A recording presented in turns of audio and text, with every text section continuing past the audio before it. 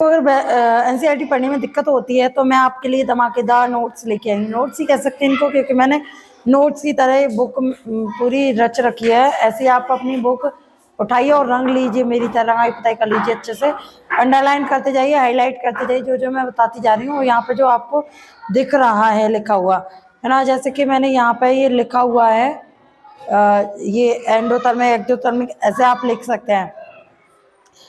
और फिर आगे एक सेकेंड, हाँ, तो हमारा आज स्टार्ट होने वाला है solubility of gas in liquid. और इससे पहले मैं solubility of solid in liquid मैंने ये बता दी थी।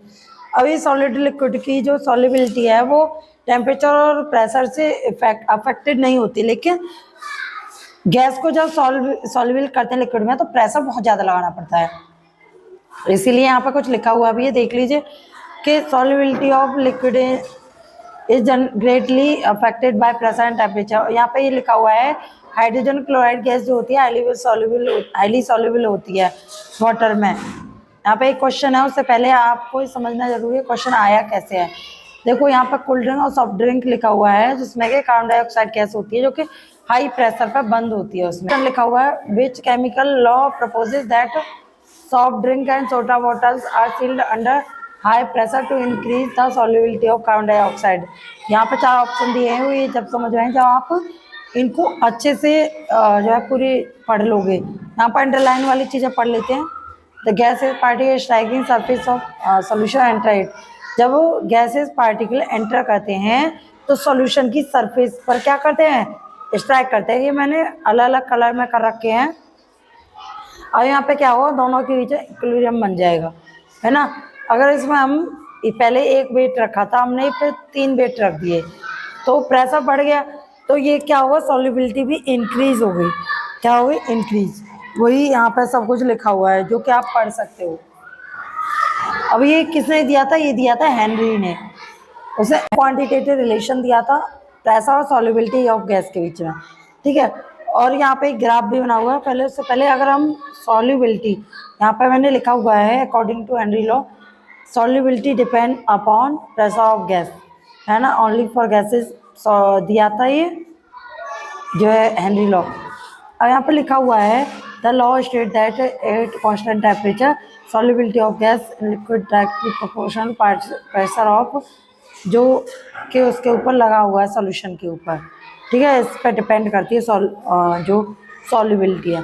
अगर सॉल्युबिलिटी को हम ले लें उसके रूप में, मोल फ्रैक्शन के रूप में, तो यहाँ पे क्या होगा कि जो solubility of gas in liquid जो है फंक्शनल हो जाएगी पार्शियल प्रेशर के, और ये मोल फ्रैक्शन के जो है डायरेक्ट प्रोपोर्शनल हो जाएगी सॉल्युबिलिटी, यानी कि प्रेशर मोल फ्रैक्शन के प्रोपोर्शनल हो जाएगा। जैसे जैसे मोल फ्रैक्शन बढ़ाएंगे वैसे वैसे सॉल्युबिलिटी भी, वो प्रेशर भी बढ़ेगा, ठीक है, और सॉल्युबिलिटी भी इंक्रीज होगी, है ना।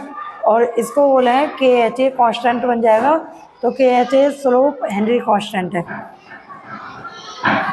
और ये वाला इसका फॉर्मूला है हेनरी लॉ का।